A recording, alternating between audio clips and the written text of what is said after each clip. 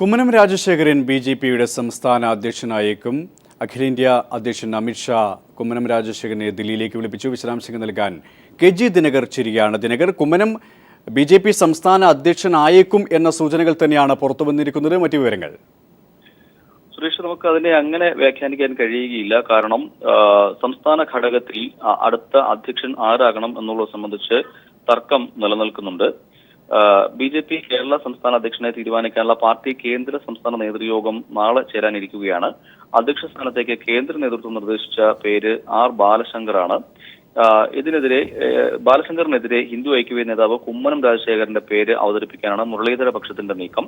സംസ്ഥാന ഘടകത്തിലെ രൂക്ഷമായ വിഭാഗീയതയ്ക്ക് പരിഹാരമായാണ് ദേശീയ തലത്തിൽ പ്രവർത്തിക്കുന്ന ബാലശങ്കറിനെ സംസ്ഥാനത്തേക്ക് അയക്കാൻ കേന്ദ്ര നേതൃത്വം നിലപാട് സ്വീകരിച്ചിരിക്കുന്നത്. എന്നാൽ ഇതിനെ അംഗീകരിക്കാൻ നിലവിലെ സംസ്ഥാന അധ്യക്ഷൻ മുരളീധരന്റെ നേതൃത്വത്തിലുള്ള സംഘം തയ്യാറല്ല.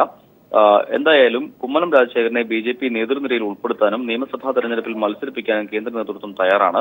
നാളെ ചേരുന്ന നേതൃയോഗത്തിലേക്ക് സംസ്ഥാന കോർ ഗ്രൂപ്പ് നേതാക്കൾക്കൊപ്പം കുമ്മനം രാജശേഖരനെയും ബി.ജെ.പി കേന്ദ്ര നേതൃത്വം ക്ഷണിച്ചിട്ടുണ്ട്. ബാലശങ്കർ സംസ്ഥാന അധ്യക്ഷനായാൽ മുതിർന്ന നേതാവ് പി മുകുന്ദൻ നേതൃനിരയിൽ തിരിച്ചെത്താൻ വഴിയൊരുങ്ങും എന്നതിനാലാണ് മുരളീധര പക്ഷം RSSലെ മുകുന്ദൻ വിരുദ്ധരുടെ സഹായത്തോടെ എതിർനീക്കം നടത്തിയിരിക്കുന്നത്. വിഭാഗീയത പരിഹരിച്ച് എല്ലാവരെയും ഒന്നിച്ചു കൊണ്ടുപോകണമെന്ന നിലപാടെടുത്തിട്ടുള്ള കേന്ദ്ര നേതൃത്വം ബാലശങ്കറും കുമ്മനം രാജശേഖരനും ഒരുമിച്ച് സംസ്ഥാന നേതൃത്വത്തിൽ ഉണ്ടാകണമെന്ന നിലപാടിലാണ് ഇപ്പോൾ. അതുകൊണ്ട് തന്നെ കേന്ദ്ര നേതൃത്വത്തിന്റെ നിലപാട് ഇക്കാര്യത്തിൽ നിർണായകമാകും എന്നുള്ള കാര്യത്തിൽ സംശയമില്ല.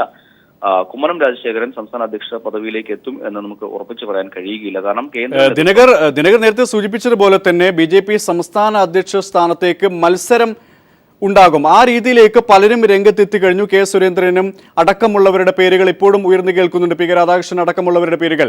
ഈ ഒരു ഘട്ടത്തിൽ ഒരു സമവായം എന്ന രീതിയിൽ ഈ ഒരു പേര് ഉയർത്തിക്കാട്ടാനുള്ള സൂചനകളുണ്ടോ?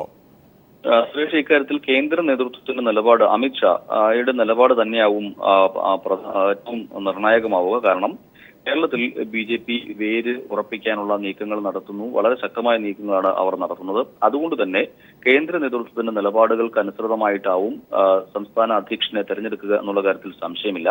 അക്കാര്യത്തിൽ അമിത്ഷായുടെയും മോഡിയുടെയും വാക്കുകൾക്കപ്പുറം സംസ്ഥാന നേതൃത്വത്തിന് ഒരു വിലയും അല്ലെങ്കിൽ സംസ്ഥാന നേതൃത്വത്തിന്റെ വാക്കുകൾക്ക് വില കൽപ്പിക്കാനുള്ള സാധ്യത വളരെ വിരളമാണ്.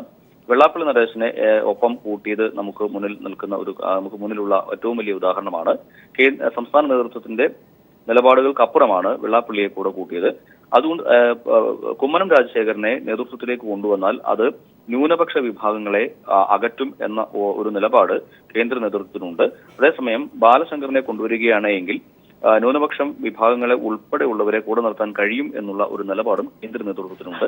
അതുകൊണ്ടാണ് ഈ ഒരു നിലപാട് കേന്ദ്ര നേതൃത്വം ബാലശങ്കറിനെ കൊണ്ടുവരണം എന്നുള്ള നിലപാട് കേന്ദ്ര നേതൃത്വം സ്വീകരിക്കുന്നത്.